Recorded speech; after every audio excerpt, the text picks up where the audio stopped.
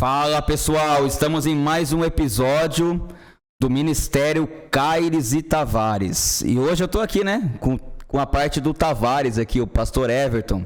Pastor Everton, nós estamos aqui para falar hoje sobre a contextualização do Evangelho.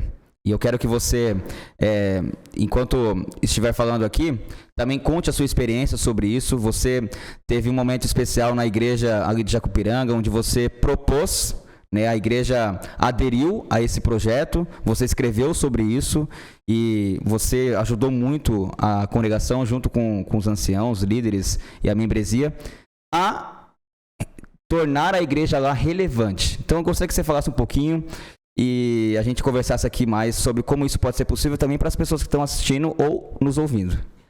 Fala galera, aqui é o pastor Everton do Ministério Kamikaze e é um prazer falar desse tema que eu acho que é muito importante para a sociedade atual, para a nossa comunidade de fé.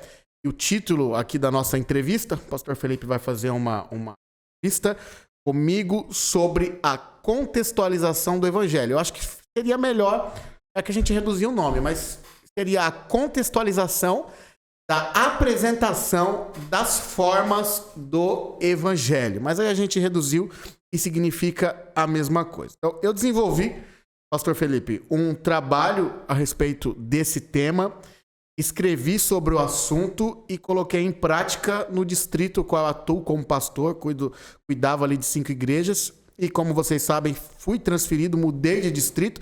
Isso é muito natural, a igreja em que nós servimos. E agora também, com fé, vamos implantar essa ideia, esse projeto no novo distrito, nas novas igrejas. Por quê?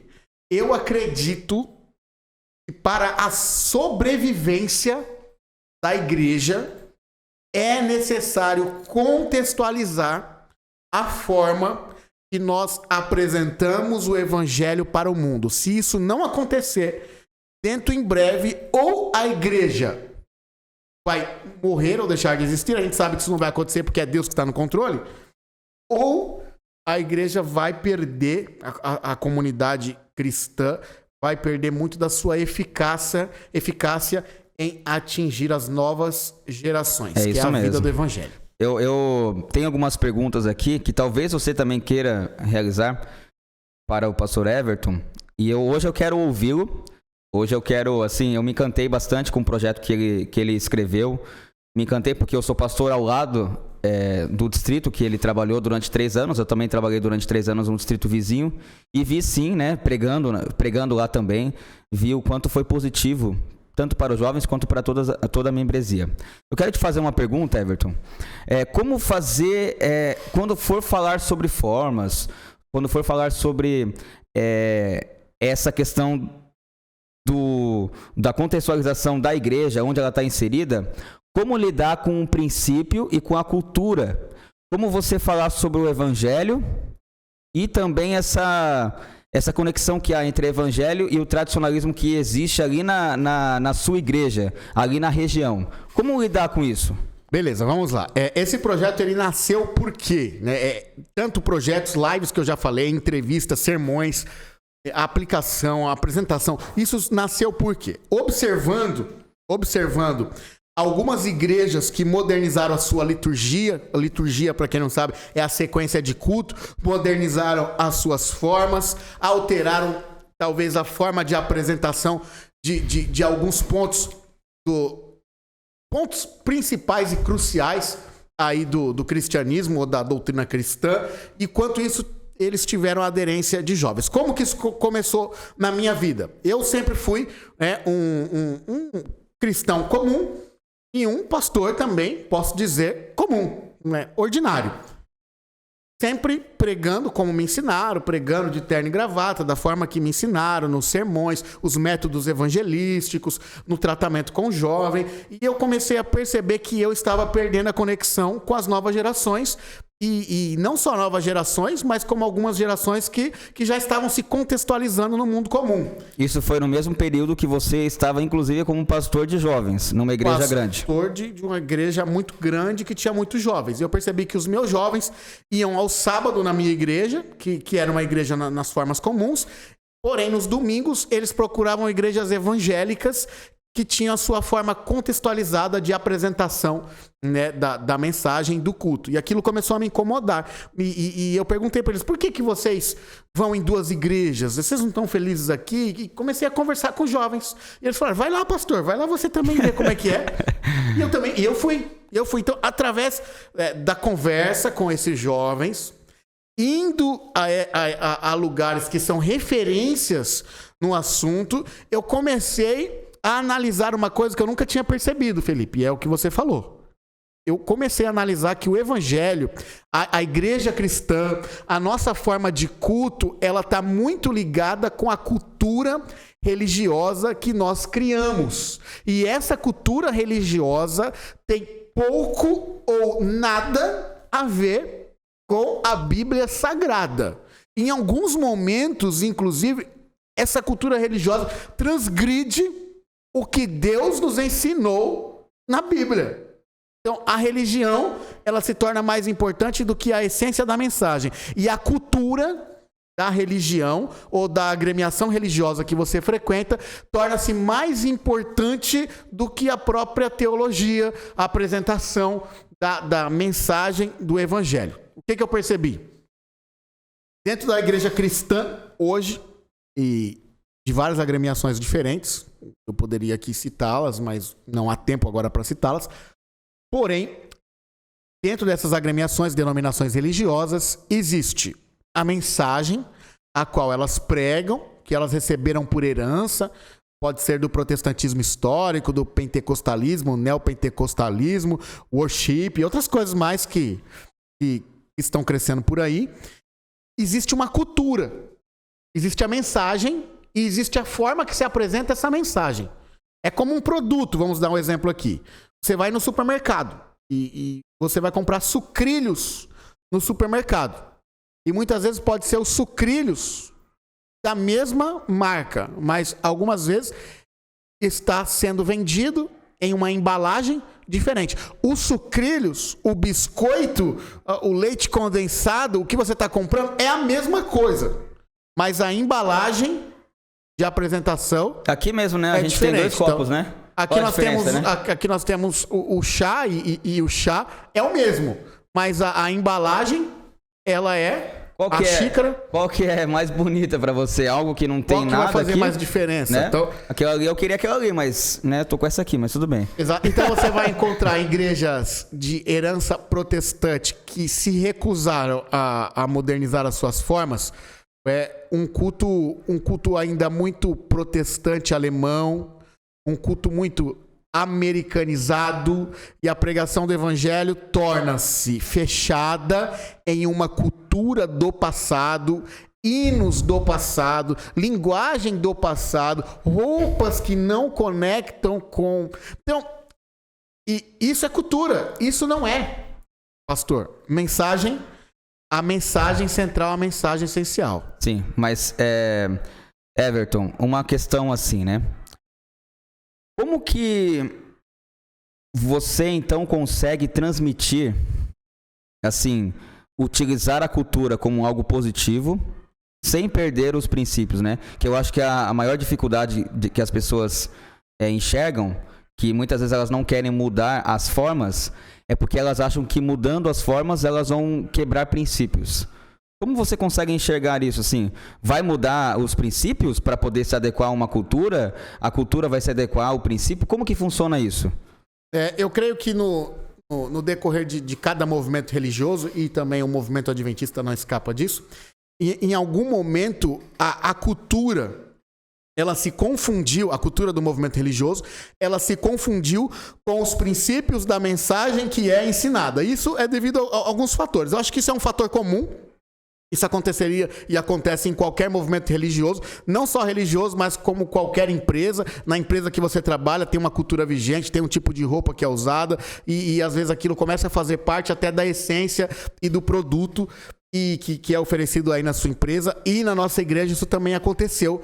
E também há claramente uma subeducação dos membros sobre o assunto, porque talvez falta tempo, às vezes falta conhecimento ou falta interesse no assunto. O que eu acredito que tem que ser deixado bem claro e que todo mundo que está nos assistindo aqui e todas as pessoas que frequentam igrejas e fazem parte de uma denominação religiosa, elas precisam entender o que é um princípio bíblico.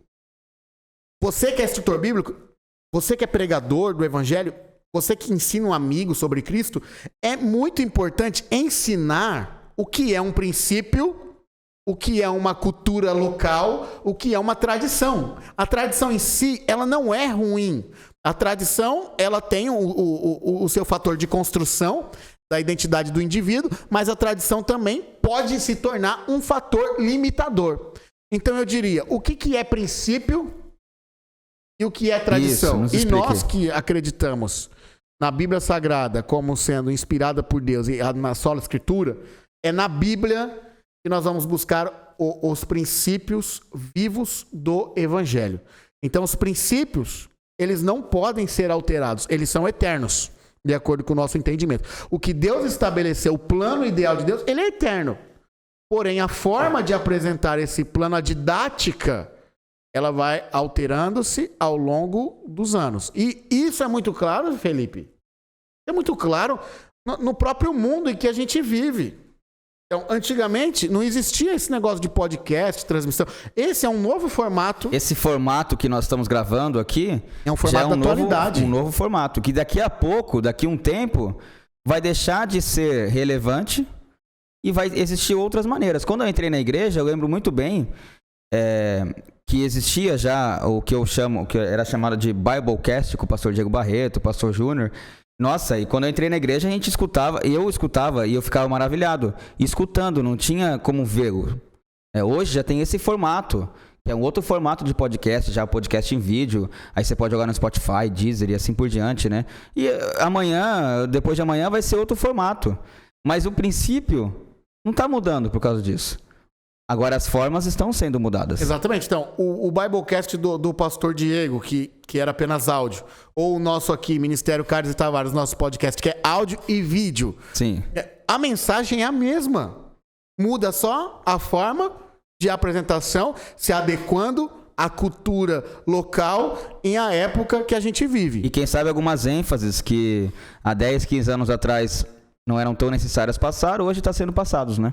Exatamente. Acho que a gente pode fazer, inclusive, Felipe, um podcast somente sobre ênfases do Evangelho. Acho que seria bem legal. Sim. A gente falar sobre ênfase e a mudança de algumas ênfases. Mas o que eu tenho notado na igreja cristã é um medo muito grande, você citou esse medo, da contextualização. Porque eles pensam que contextualizando, muitas pessoas pensam que contextualizando nós vamos estar perdendo os princípios. O que está acontecendo, na verdade, é um medo infundado e a criação de uma cerca, como Israel criou, sobre os princípios que tornam o evangelho pesado, ao invés de ser algo leve, simples e orgânico. E se adapta nas suas formas de apresentação ao longo de épocas, desde Adão, Moisés, antes Adão, Abraão, Moisés, depois vem Jesus, depois os discípulos, aí você vai na história da igreja cristã. Os primeiros pais da igreja. Os patriarcas, os patrísticos, os reformadores, depois os pioneiros da igreja adventista, que nós somos adventistas, né? Por isso que nós o citamos os também. Os evangelistas da igreja dos anos 2000 e assim por diante, né? As coisas vão mudando. Agora, eu não entendo, e eu vou falar aqui do fundo do meu coração, eu não entendo o porquê a gente parou no tempo. Há pessoas que estão segurando numa cultura de 1930, 1940, 1950, dizendo isso é o evangelho. Se perder isso, nós perdemos o evangelho. Ora, esse é um evangelho muito pobre. O evangelho que depende do estilo da roupa, que depende do estilo do hino, do arranjo antigo do hino. O evangelho que depende de uma antiguidade. Parece que a igreja se tornou um museu.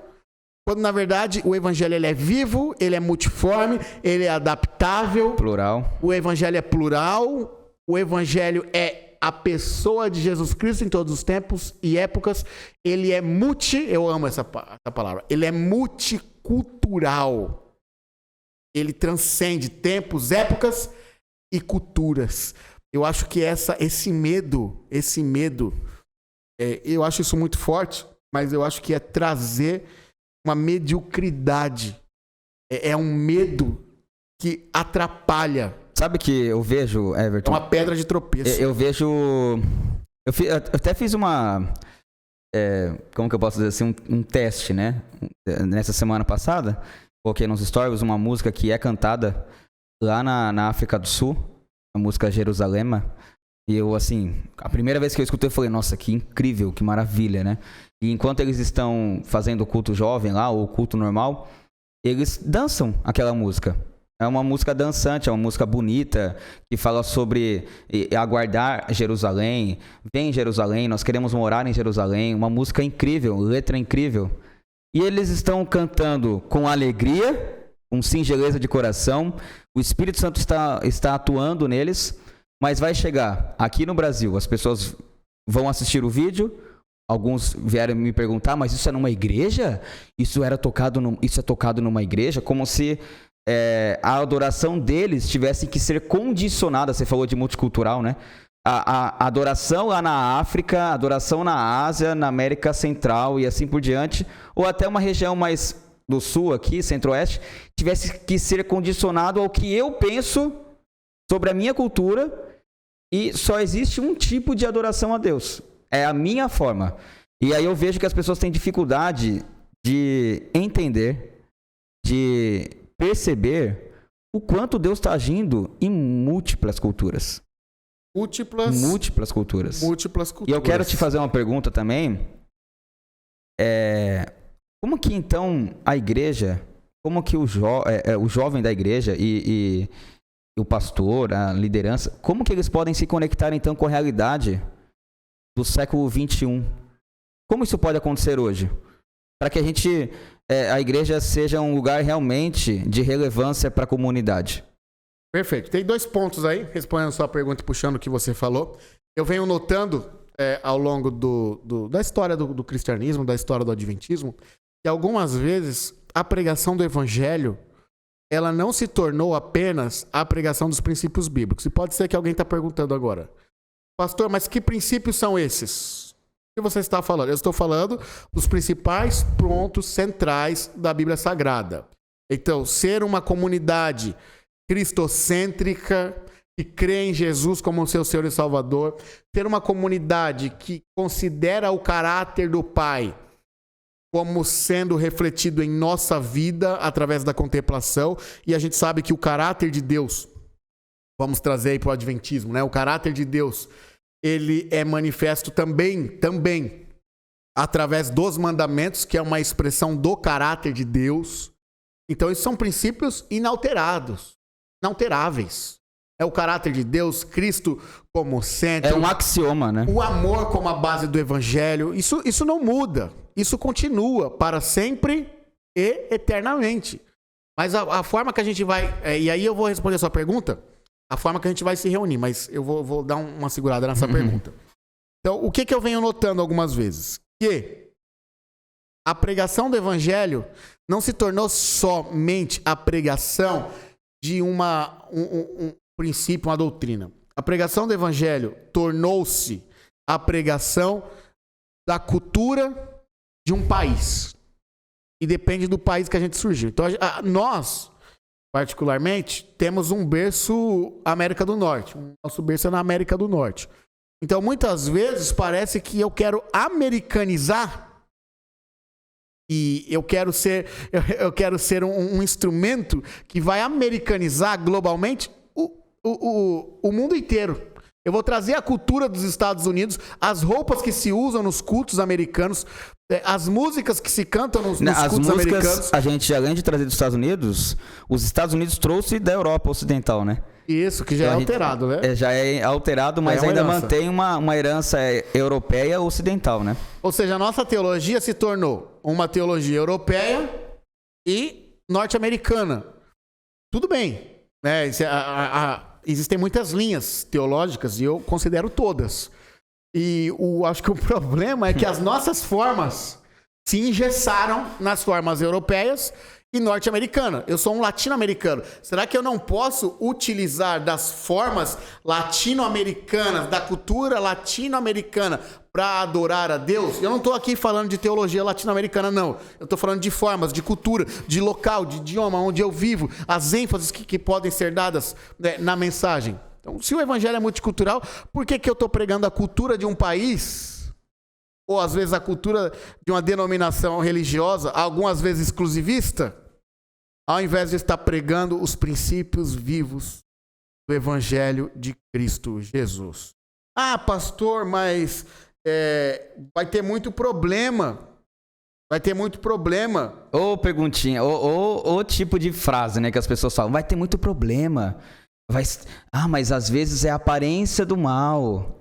Exatamente. Como eu odeio essa frase, cara. Meu Deus do céu. Ah, pastor, vai ter muito problema se você abrir para alterar, a cultura. Deixa como tá. Eu acho que, na verdade, abrir é só dar liberdade para as pessoas.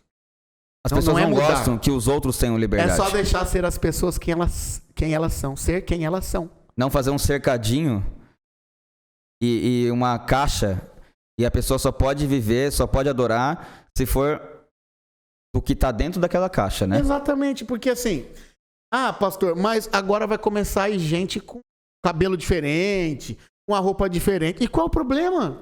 Ele adorar a Jesus, ouvir da palavra. Se a igreja está aqui para abrir as portas para todo mundo, às vezes eu entro na igreja, parece que eu tô entrando na sede do Instituto Federal que faz robozinho, que fabrica robozinho. Todo mundo igual. Robozinho. A mesma roupinha, mesmo vocabulário. Até o sorriso é congelado.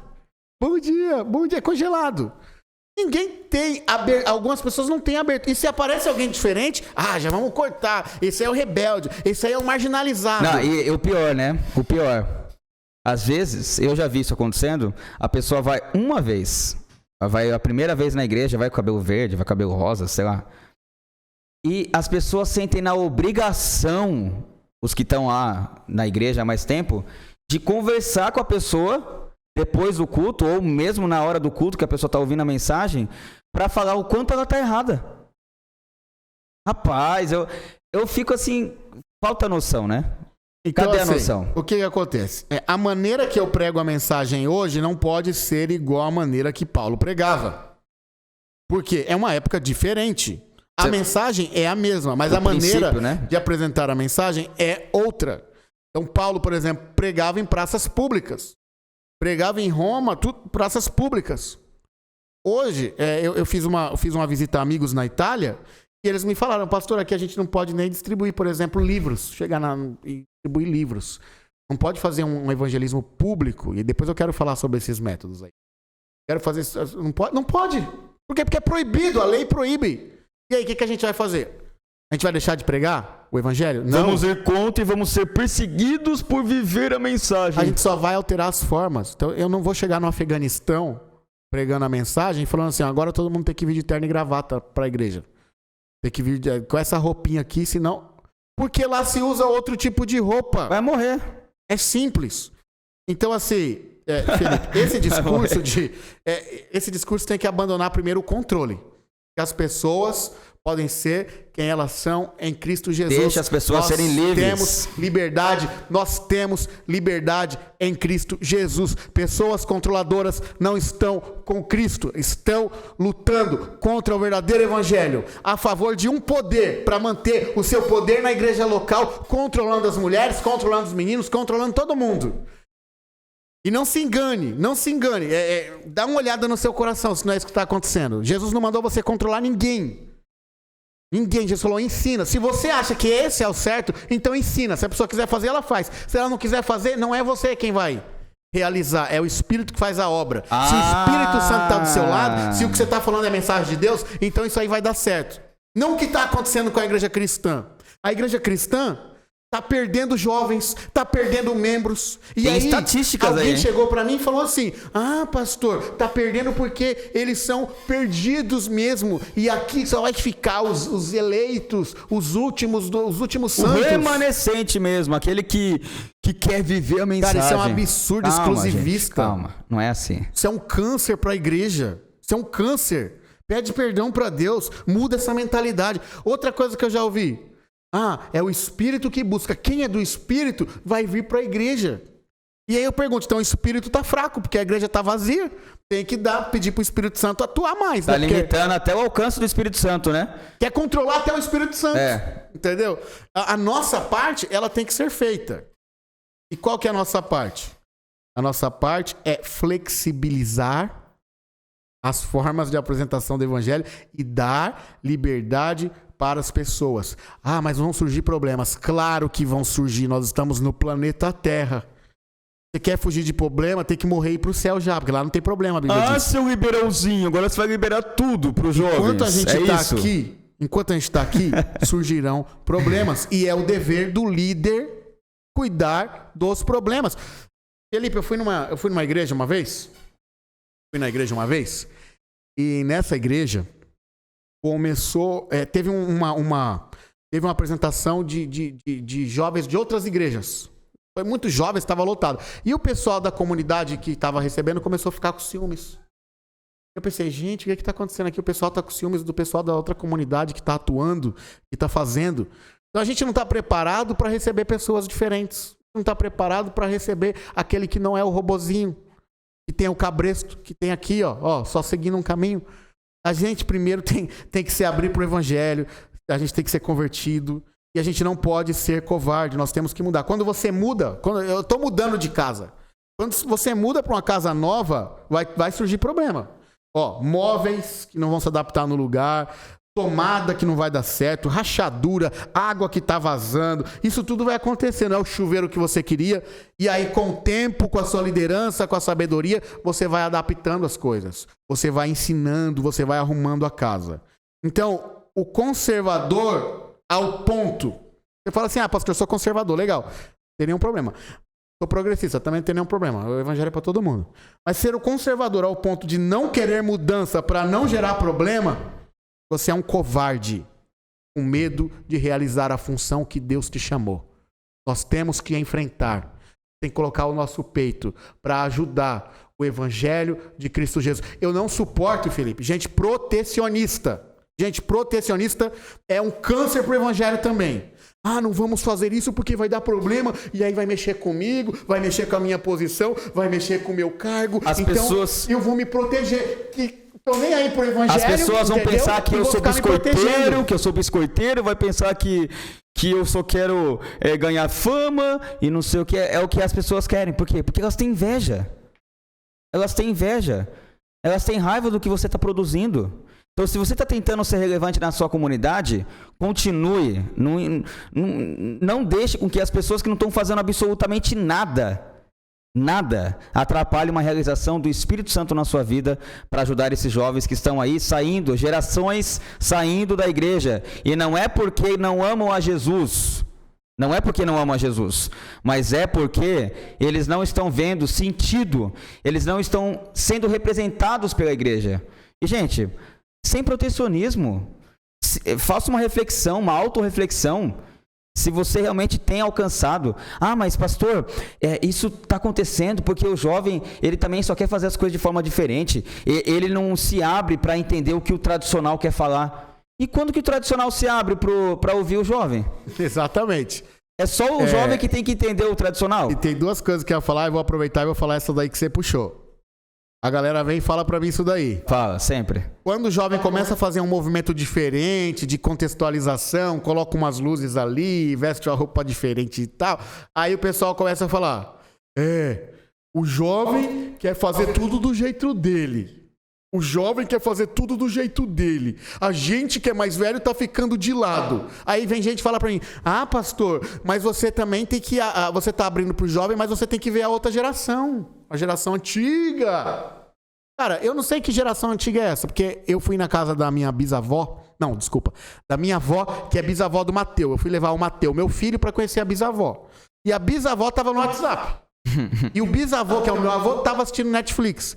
Falou pra mim, Everton, eu já zerei a série Suits. De advogados. Nem eu assisti tudo ainda, o bisavô. Então, essa antiga geração É mancada falar. O problema não é a geração, não. O problema são as cabeças fechadas. Sim. Porque na nova geração tem cabeça fechada e cabeça aberta. Exatamente. Na antiga também. Exatamente. Então, é o seguinte. Aí, não é a idade. A minha pergunta é... Você acha que o jovem tem que respeitar o pessoal da cabeça fechada? Agora a pergunta é, o pessoal de outra geração, de 1920, que eu acho que essa geração já morreu, porque vocês estão seguindo forma de 1920. Não é de 1970, 50, quando vocês nasceram. Mas beleza. Essa geração, esse pessoal tá respeitando os jovens? Vou usar a palavra tradicionalista para ser mais específico, para não ser tão abrangente e ofender pessoas que não tem nada a ver com isso. Essa geração, ela está respeitando o jovem ou só o jovem tem que respeitar? Porque quando a gente coloca um hino lá na igreja, um hino lá composto por Martinho Lutero, que eu gosto, os jovens cantam. Eu olho para os jovens e vejo eles cantando, Felipe, o hino do Martinho Lutero. Castelo Forte. Agora, quando a gente coloca um hino contextualizado, que foi composto em 2021, com ritmos, formas de 2021, eu vejo esse pessoal fechando a cara. Vamos dizer assim, né? Não.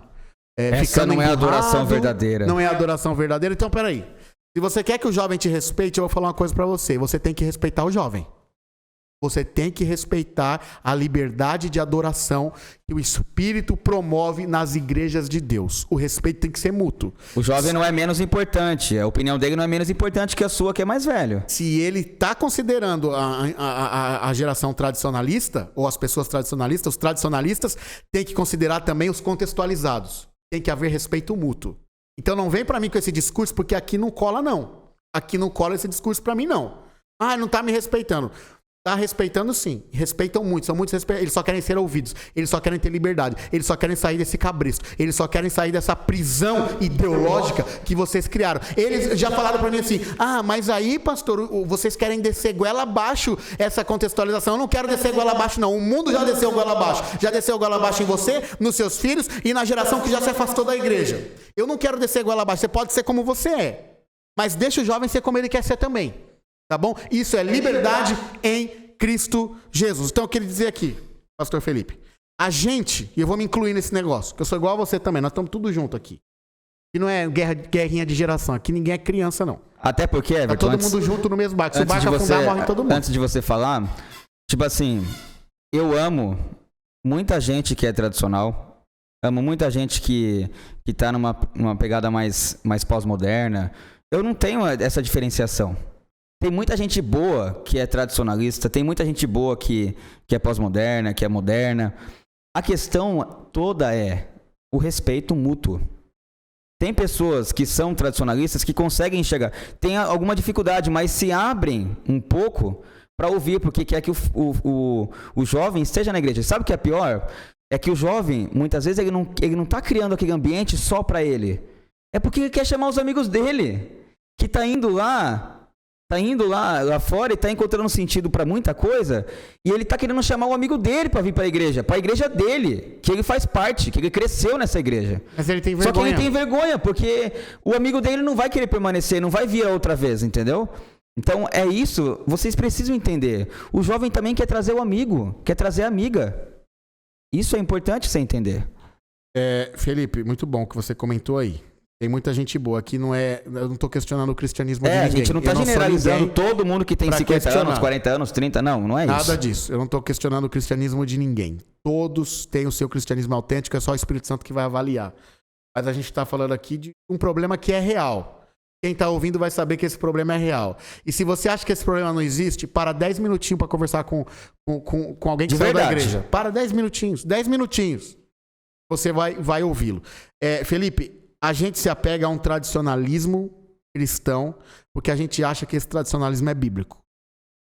Ou a gente se apega ao exemplo de Cristo. A gente tem uma escolha.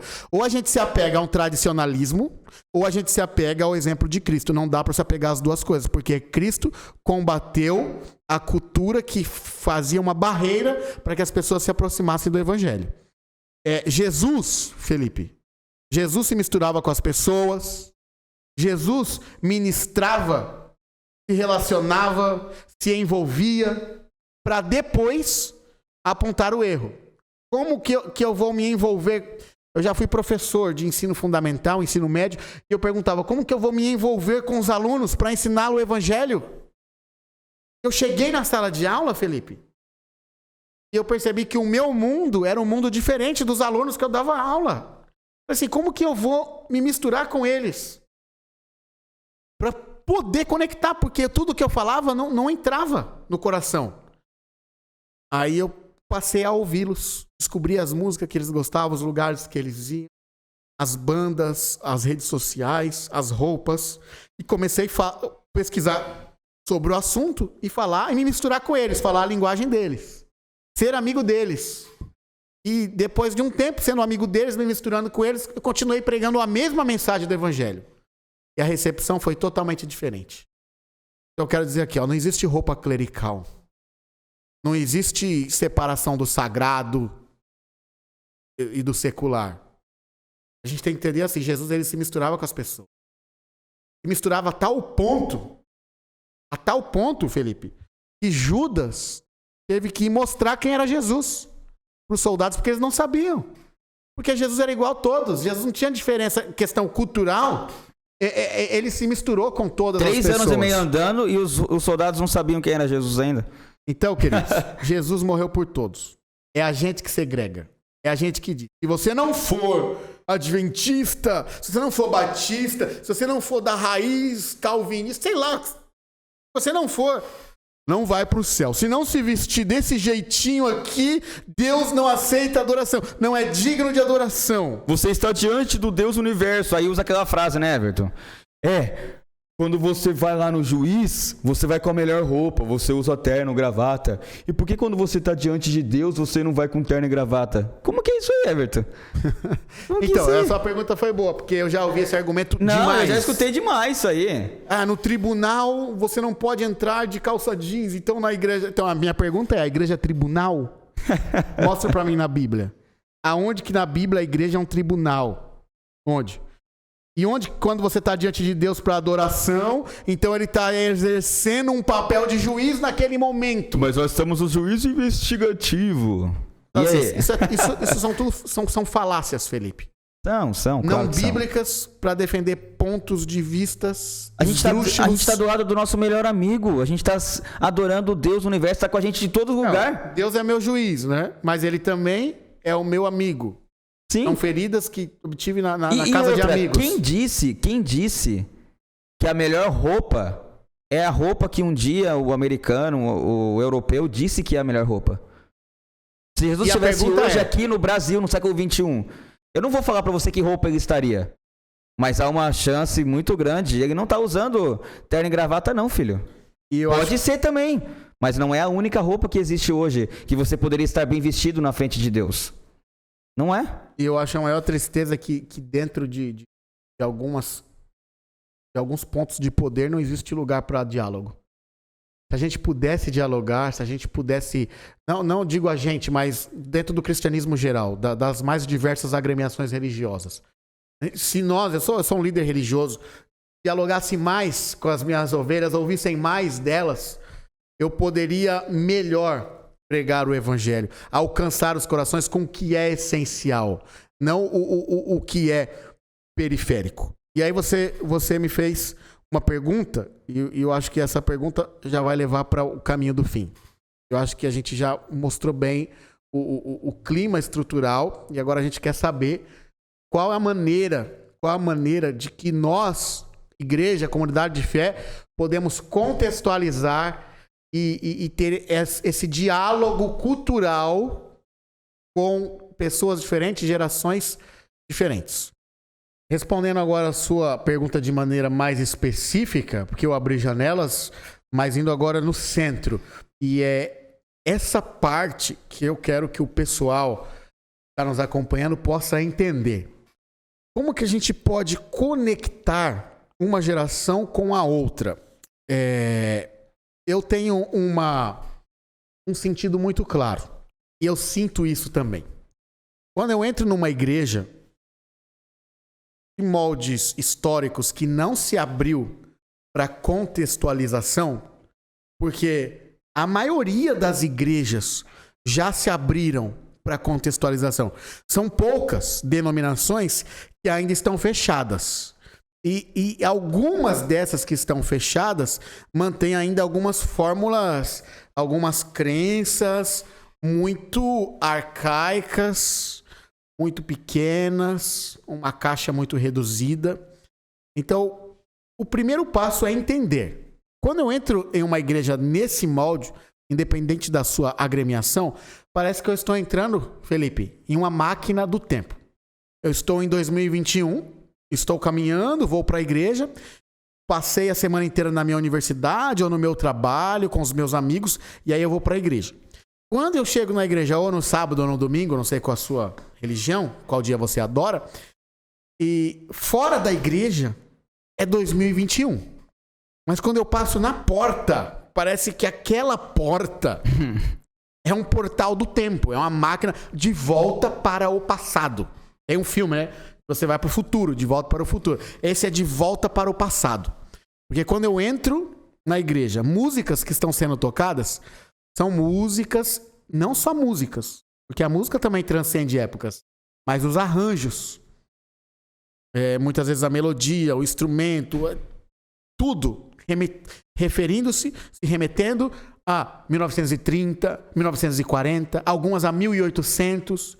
Nunca houve uma revisão, nunca houve uma contextualização. Roupas, uma obrigação de usar roupas do século passado, tanto homens quanto mulheres, principalmente o pregador.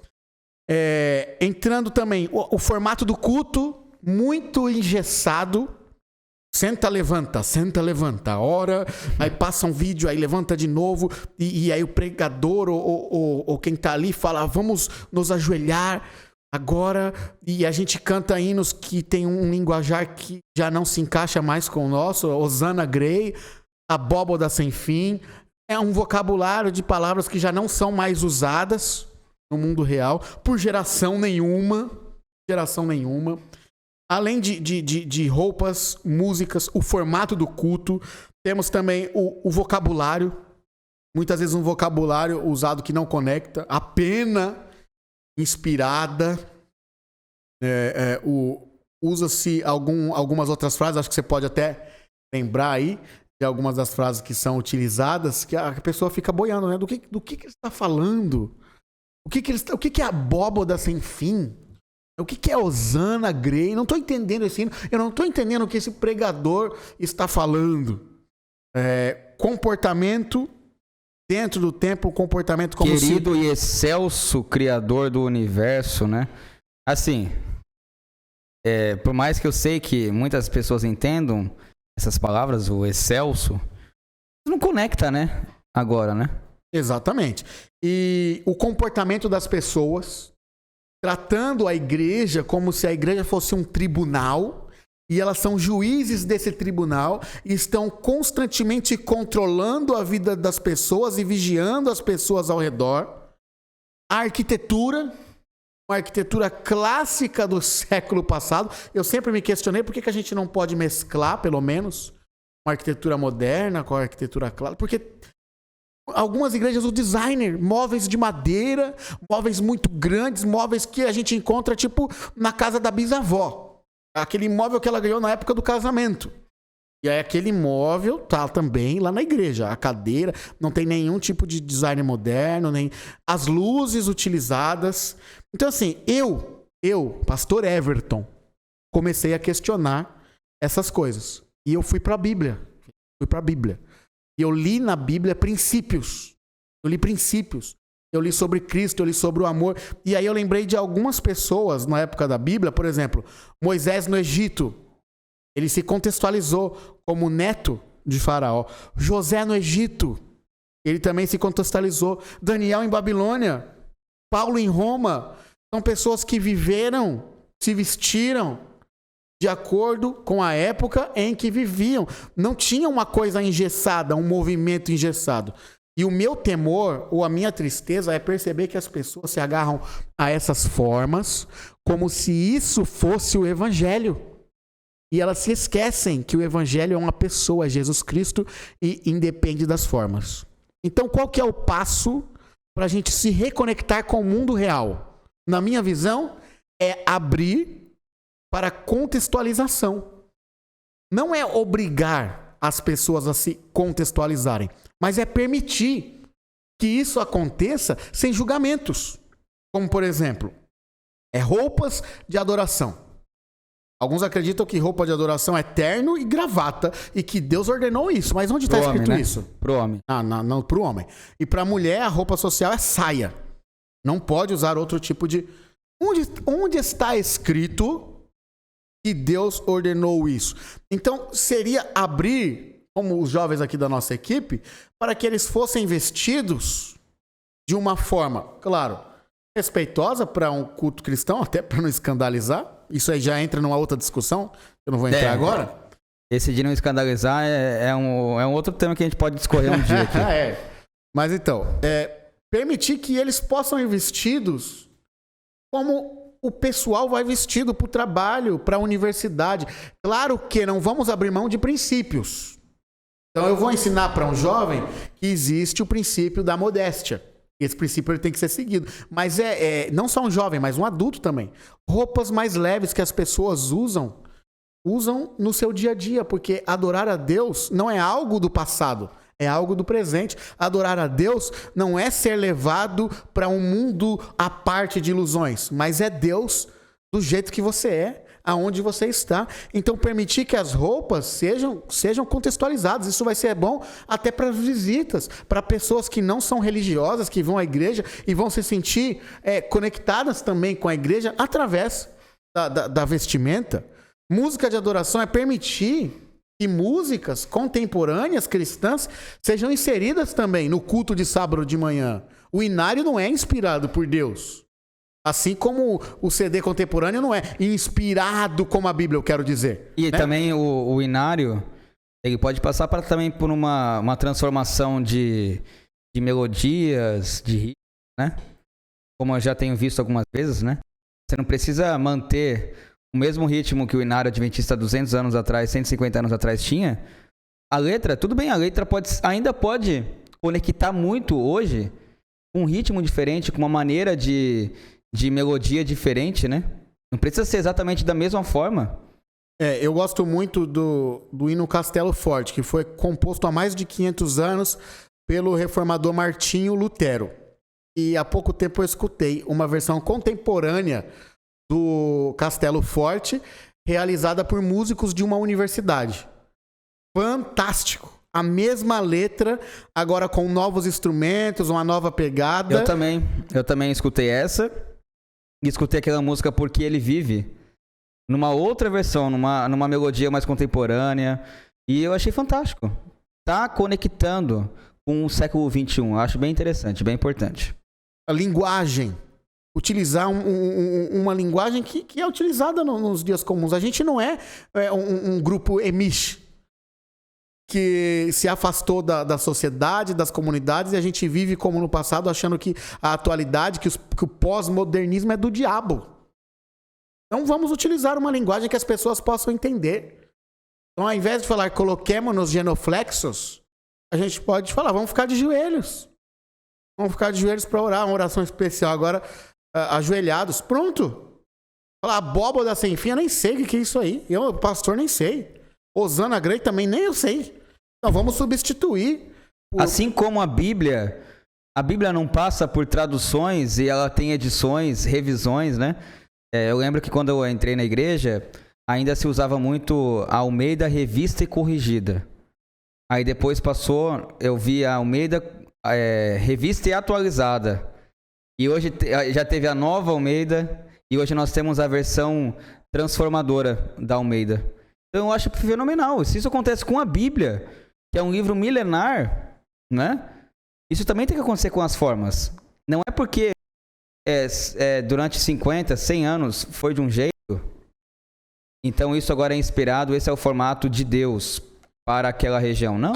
Até os livros de Ellen White, você consegue encontrar livros em uma nova linguagem. Não só de Ellen White, todos os outros livros, né? Então eu diria, um culto com menos formalismo Achando as pessoas... Mais ao ponto, né? Um culto mais orgânico, as pessoas chegam no culto, estão tristes, estão com medo de Deus, não sorriem. A gente precisa mudar essa ênfase para que a igreja seja viva, para que a igreja seja eficaz. A arquitetura, porque a gente não pode utilizar e mesclar uma arquitetura moderna, uma arquitetura diferente, luzes da contemporaneidade, transmissão e outras coisas que é tão importante para conectar com o mundo real. O que eu quero dizer aqui, gente, é que a igreja não é um portal do tempo.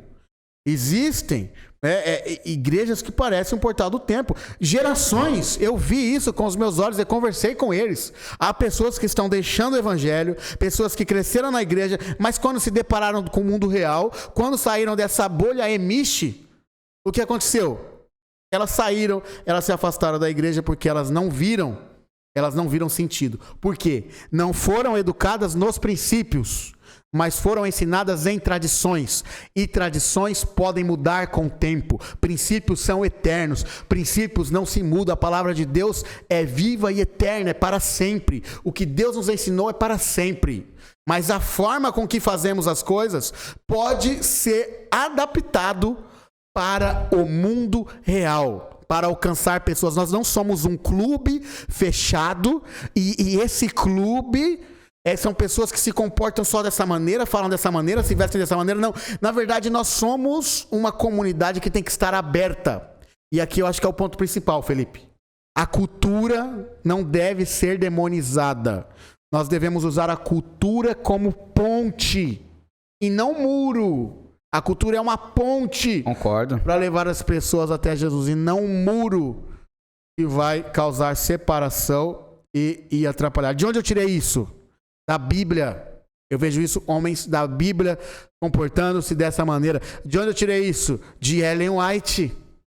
Ela escreve sobre esse assunto, formas, a multiforme natureza do evangelho, com o poder para pregar para pessoas diferentes. Então eu quero dizer aqui, Felipe, antes de falar do nosso projeto e caminhar para o final, que em todo lugar existem tradições. Em todo lugar existem tradições.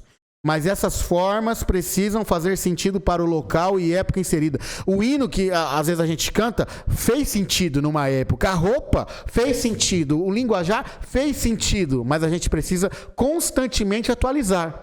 Porque daqui a 50 anos, Felipe, eu vou falar para o meu neto que eu tinha Instagram. Ele vai dar risada.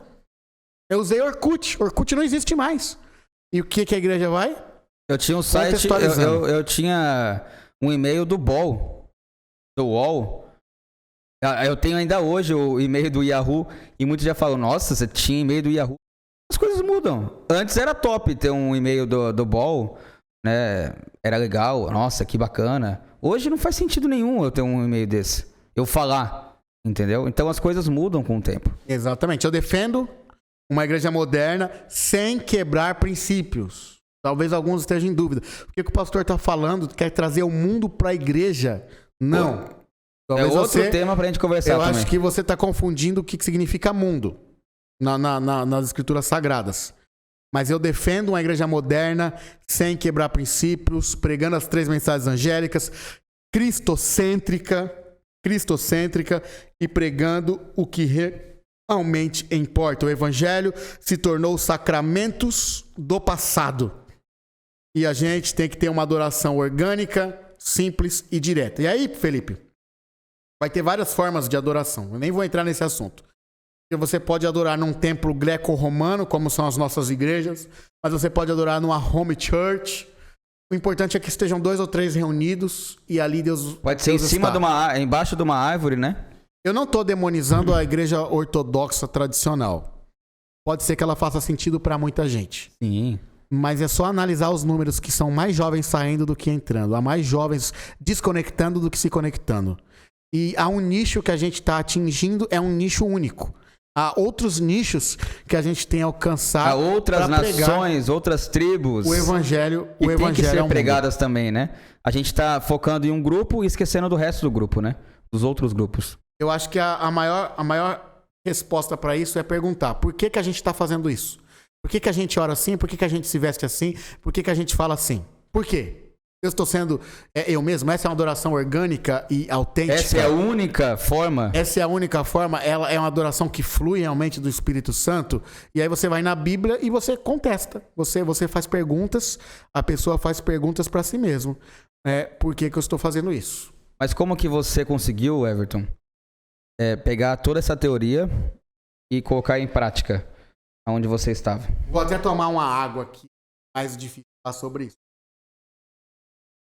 Porque a equipe que está água tônica. A equipe que está nos ajudando aqui, ela é em sua maioria membros da igreja que você colocou isso em prática. Exatamente. Você não vai poder mentir aqui na frente dos deles aqui, né? As pessoas que eram da igreja que você era pastor. Então você vai colocar o que realmente aconteceu, né? Eu tava conversando com você, eu acho que vale a pena contar aqui no podcast, né? O Adrian frequentava a nossa igreja e tinha esse formato, né, mais engessado, mais tradicional, que fazia sentido para muita gente, mas talvez para ele, para a geração dele, não estava fazendo tanto sentido. 17 anos. 17 anos ele tem.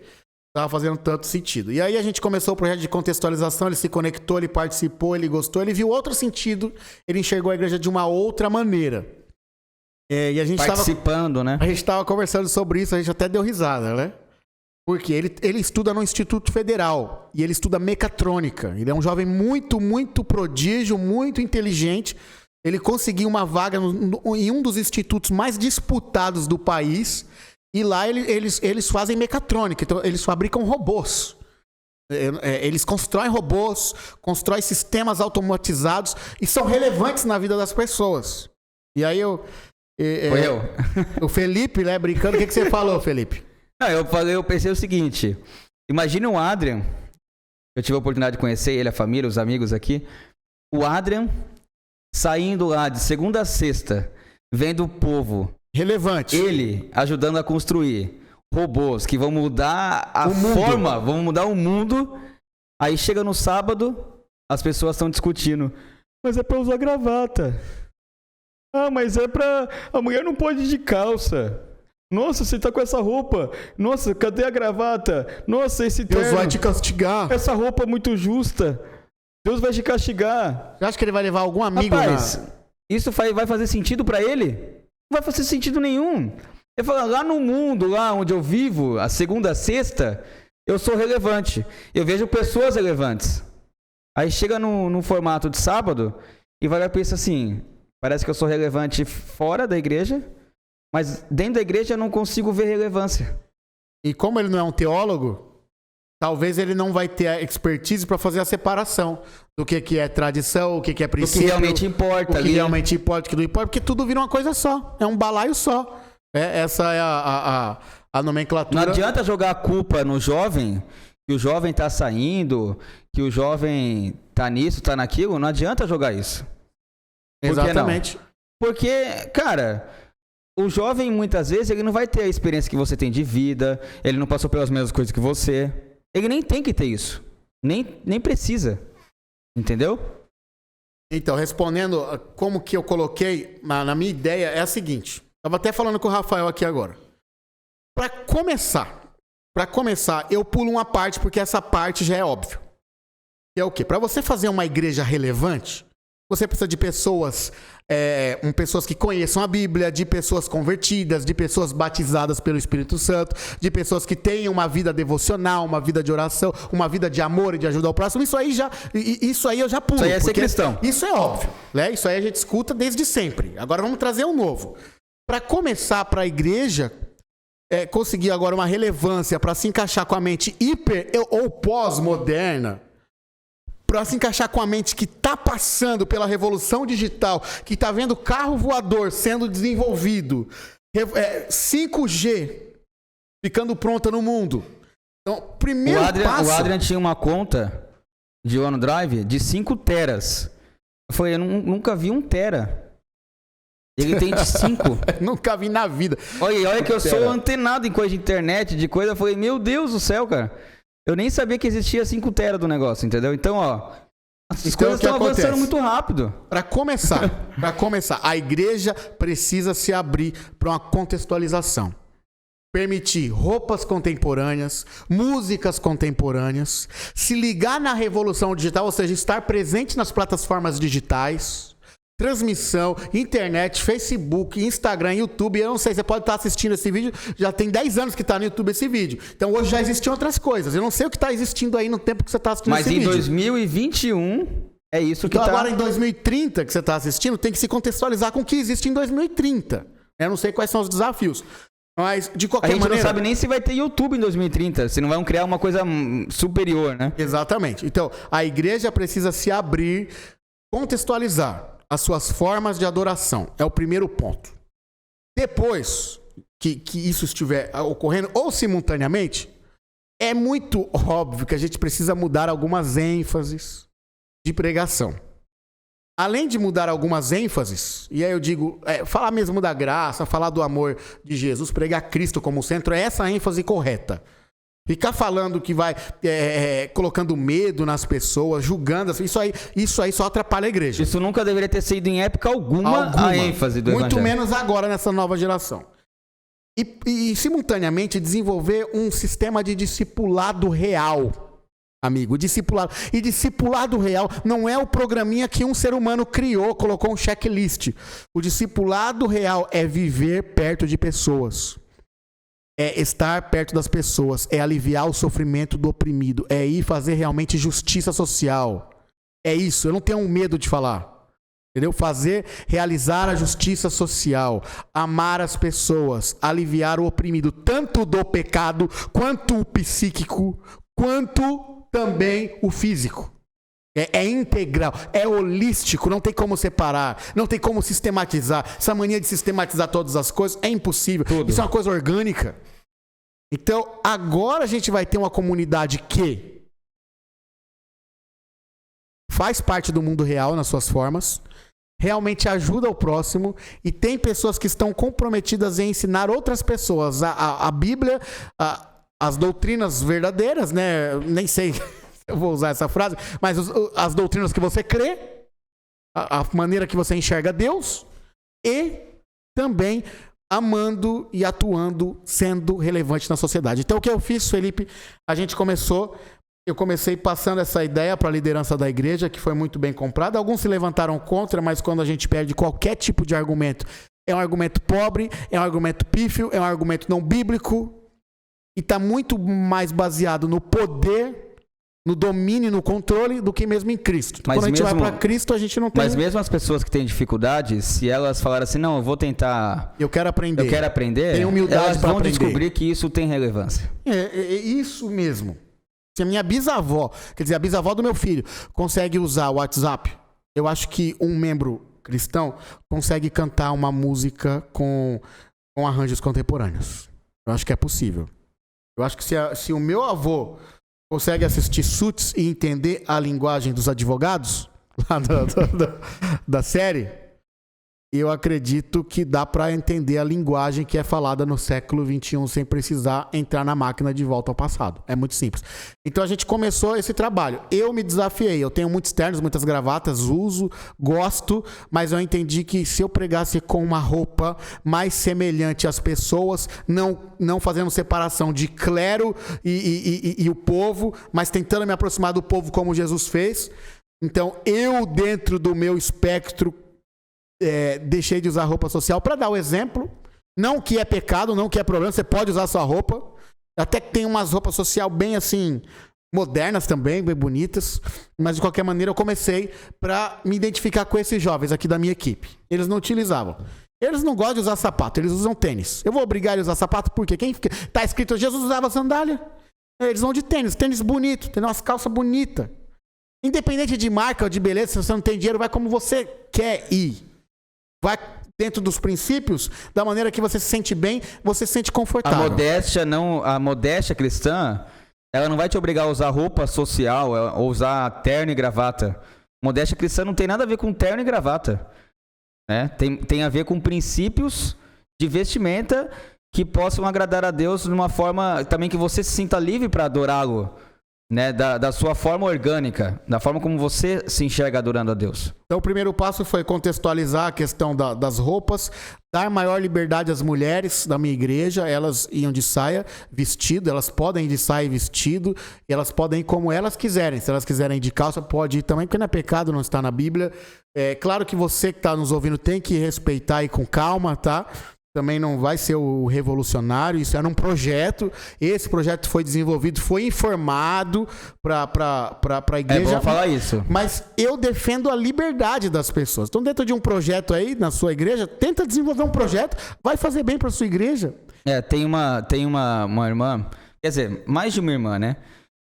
E falou assim, pastor, uma irmã muito espiritual, uma pessoa muito especial na igreja, né? Que ela falou assim, pastor, eu às vezes saio do trabalho em cima e eu queria participar do culto. Eu tô com uma roupa, uma calça, assim, que faz parte dos princípios. Eu tô com uma roupa, eu tô bem vestida e eu quero ir pra igreja direto, porque não dá tempo de ir pra minha casa e aí ir pra igreja. Eu falei, irmã, fica tranquila, fica à vontade.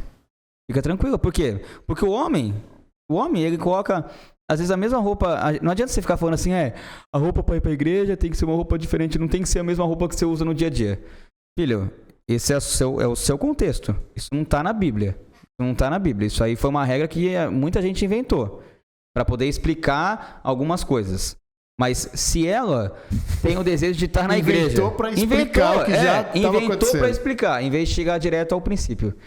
Se a pessoa, ela tá com vontade de ir pra igreja, ela quer estar adorando a Deus, ela tá bem vestida, de calça, por que eu vou embaçar? Por que eu vou atrapalhar ela? Não, irmã. Chega um pouquinho mais tarde, 20 minutos mais tarde, mas vai pra sua casa e coloca uma roupa para não escandalizar as pessoas. Gente, então, você analise isso aí, se isso aí faz parte, o que é mais louco? É você falar pra pessoa chegar atrasada, mas usar uma roupa para não escandalizar ninguém, ou ela conseguir chegar no horário do louvor, cantar... Eu digo mais, pode ir de casa, entendeu? Dentro do meu projeto, Felipe, era livre. As pessoas eram livres. É livre. E foi impressionante a adesão. Pessoas que sempre quiseram fazer isso, puderam fazer e estavam felizes. E começaram a levar amigos, começaram a ter coragem de levar outras pessoas na igreja, porque eles se conectaram, eles perderam a vergonha e começaram a levar amigos. E aí dentro desse projeto também, a gente investiu e colocou a igreja em todas as plataformas digitais do momento, que é, principalmente, né? Instagram, Facebook e YouTube. Facebook? Então, agora é inglês também. Tá meio americanizado, né? A gente colocou a igreja nessas plataformas, presente. E agora o boletim da igreja não era mais apresentado em 30 minutos, atrapalhando a fluidez do culto. O boletim da igreja era mandado por WhatsApp para todos os membros da igreja. Então, isso já colocou a igreja tanto no mundo real quanto no mundo digital, que hoje faz parte e é inevitável do mundo real. Compramos equipamentos, foi muito caro tudo isso, mas a igreja entendeu a necessidade. Depois, investimos na banda, ao invés de colocar um playback, a gente colocou um louvor ao vivo. Compramos uma bateria. Uau! Bateria, né? Que alguns têm medo da bateria.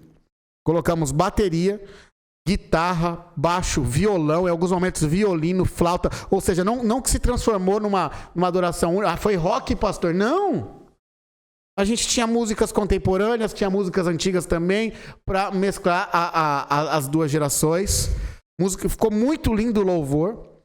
E havia um plano que estava sendo desenvolvido, um orçamento sendo feito, para a gente colocar luzes profissionais de iluminação para melhorar a transmissão e também um telão de LED, entendendo que as pessoas têm uma ligação muito forte com telas e um projetor talvez não estava mais sendo tão adequado. O nosso projetor bem velhinho, bem fraquinho, a gente queria investir legal nisso, um telão de LED ou uma projeção panorâmica, porque através da arquitetura, através da arte digital ali no telão, a gente também está pregando Jesus, ilustrando e passando as informações para a igreja. Então isso tudo foi transformando. Mudamos a liturgia, colocamos a liturgia muito mais fluida. Em 1h20, a gente começava e terminava o culto.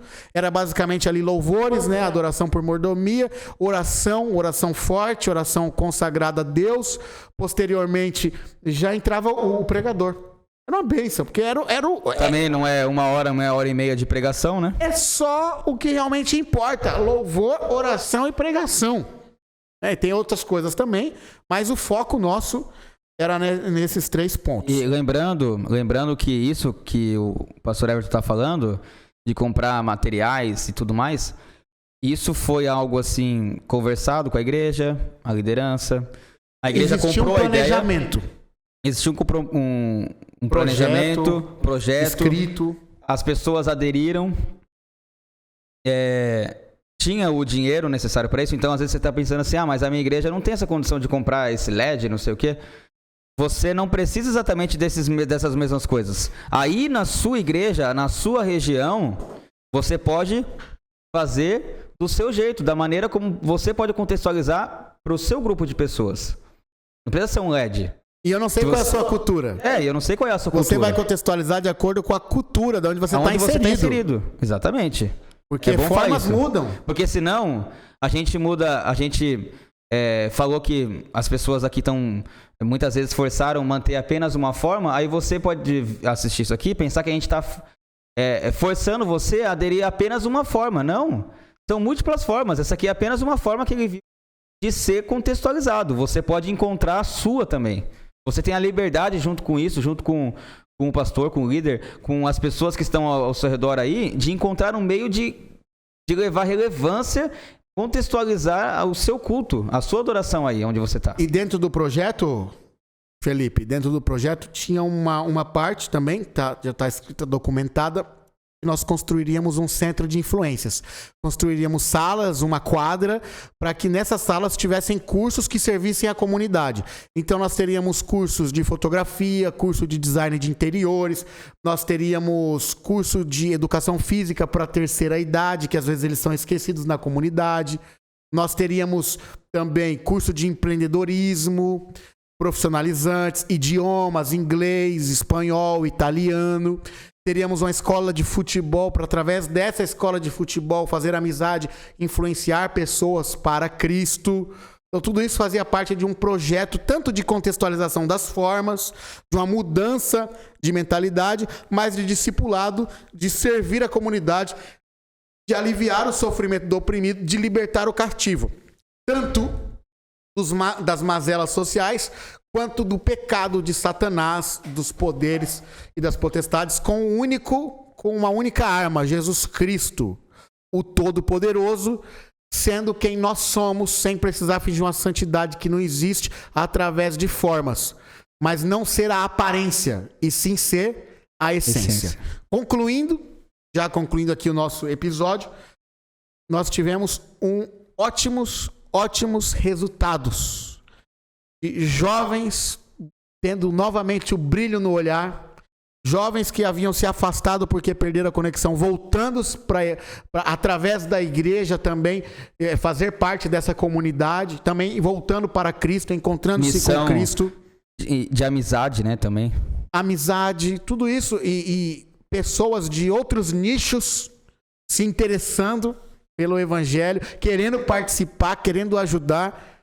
Então tudo isso foi uma prova de como Deus atua através da multiforma. Então o que eu quero dizer aqui, muitas dessas igrejas que se contextualizaram estão ganhando mais jovens, mais pessoas de outros nichos também, de outras gerações, conectando-se mais com a sociedade e pregando a Cristo como ele deve ser pregado. Eu acredito, é uma crença particular minha, que para a igreja não morrer, nós precisamos tomar certas medidas, providências, jogar no peito, alguém assumir, alguém fazer, alguém enfrentar o mal realmente e mostrar qual que é a essência do evangelho. É fácil, não é fácil. A gente leva pedrada, a gente apanha, a gente recebe print, recorte maldoso nos vídeos, falação pelos corredores. O pastor está levando o mundo para a igreja, ele está falando coisas que eu nunca ouvi, eu não quero assim. Pessoas que perdem o poder e temem. O meu compromisso é com a palavra. Meu compromisso é com Cristo, é fazer uma comunidade, é estar do lado das pessoas que querem Jesus. Meu recado final. Faça da igreja uma comunidade relevante para a época em que você vive. Nós não estamos no século XVIII, nós não estamos no século XIX, nós não estamos no século XX, nós estamos no ano de 2021, ou sei lá qual ano você está assistindo isso. Que seja relevante para essa época, com formas dessa época, e que seja relevante para a comunidade que você está inserida. Que você está inserido. Qual é a necessidade dessas pessoas? Que a cultura na qual você está inserido, que a parte da cultura que não transgride princípios, que ela seja uma ponte e não um muro. Esteja mais preocupado com a essência, com a ênfase de Cristo, não tanto com a aparência. Religião não é controle. Religião é ensino, é amor. São ações do Espírito através da sua vida. É relacionamento. E assim, você ouviu, então, hoje sobre a contextualização do Evangelho com o pastor Everton aqui comigo. E a gente também quer já lembrar você que aqui no nosso podcast a gente tem outros assuntos que nós temos falado durante algum tempo. Então já se prepare, assista os que nós já fizemos e se prepare para alguns que nós vamos lançar na semana que vem e nas outras semanas, para que você também seja aí antenado, né? Curta, compartilhe aqui o que a gente tem falado, para que se serviu para você, possa servir para mais pessoas. E ajuda a gente aí a falar, ajuda nós, né? Ajuda a gente contextualizado a contextualizar, paulistano, a levar essa mensagem de contextualização do Evangelho, de uma religião amorosa, uma religião do relacionamento, uma religião centrada em Cristo para as outras pessoas, tá bom, pessoal? Muito obrigado por ter ficado até agora e que Deus te abençoe bastante junto com a sua família, tá bom? Valeu, pessoal. Tamo junto. Porque aqui é o Ministério Caires e Tavares. É isso aí. Valeu.